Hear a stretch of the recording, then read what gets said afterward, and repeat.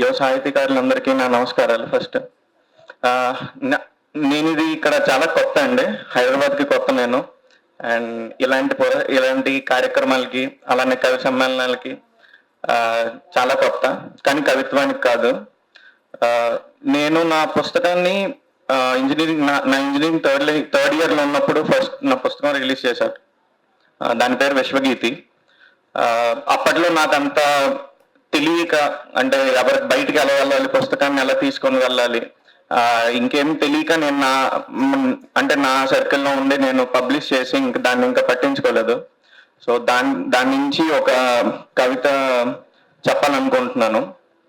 ఇంకొంది ఏంటంటే, అప్పట్లో నాకు 19, 18 అంటే మెయిన్గా కరోనా ఎప్పుడైతే వచ్చిందో అప్పటి నుంచి కొంచెం ఎక్కువగా కవితలు రాయడం మొదలు పెట్టాను. ఒక్కొక్క స్టేజ్లో పద్యాలు కూడా రాశాను. ఎందుకంటే ఎక్కడో చదివాను ఒక తెలుగు సామెత, కన్నం రాయని వాడు కవి కాలేడు అని ఒక ఇది చూసాక నేను ఎందుకు రాయలేనని చెప్పి నా ఫస్ట్ నా పద్యమే కందంతో మొదలు పెట్టాను. అలానే తర్వాత చాలా ఆటగీతి, ఆటవల్లి, తేటగీతి చాలా పద్యాలు రాసుకుంటూ వచ్చాను. ఇలా నా కవిత ఇప్పుడు చెప్తాను.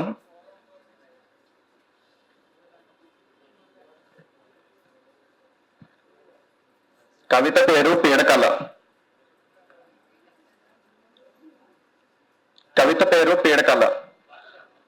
పట్టణమంతా చీకటి దుప్పటి ఆపాదమస్తకం కప్పుకుంది.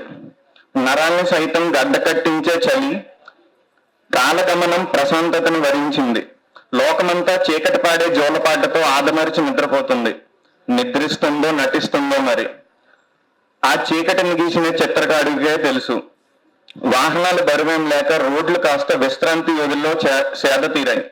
ఓ 10 ఏళ్ల పిల్లాడు ఒక్కడే ఫుట్పాత్ మీద చాలని దుప్పటి కప్పుకొని కాళ్ళు దగ్గరకు ముడుచుకొని కుడివైపుకి తిరిగి పడుకున్నాడు. మొత్తం నిశ్శబ్దం, చుట్టూ నిర్మానుష్యం. తన ఎడమ వైపు వీధి లైట్ ఆగి వెలుగుతుంది. కాళ్ళతో గోక్కుంటూ కునుకు పట్టిన ఒక కుక్క పీకల వరకు తాగి అప్రమేయ వేదాంతాన్ని పాడుకుంటూ తూగుతూ సైకిల్ పై పోతున్నాడు ఒకడు. మర్రి చెట్లపై గొడ్ల గోబ నగరాన్నంతా సైనికుడిలా కాపు కాస్తుంది. ప్రతి ఇంచి కప్పేసింది పొగమంచు.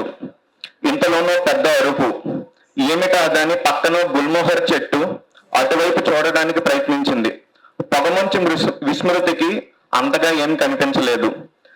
వాడు మాత్రం గజగజ వణికిపోతున్నాడు. చలికి కాదనుకుంటా, చెమటలు చూస్తే అర్థమవుతుంది. నిద్ర నుండి లేచి మరీ ఎందుకంత ఆయాసం? ఏమైనా పీడకల కన్నాడేమో అంతగా భయపడిపోయి పాపం ఉలిక్కిపడి అమ్మా అని లేచాడు. గుర్తొచ్చింది, తనని అనాథం చేసిన అమ్మ గుర్తొచ్చింది. చుట్టూ చూశాడు, మొత్తం వెతికాడు. అమ్మ లేదు. ఇప్పుడు వాడికంత భయం లేదెందుకో, అమ్మ లేదనే బాధ తప్ప. Thank you.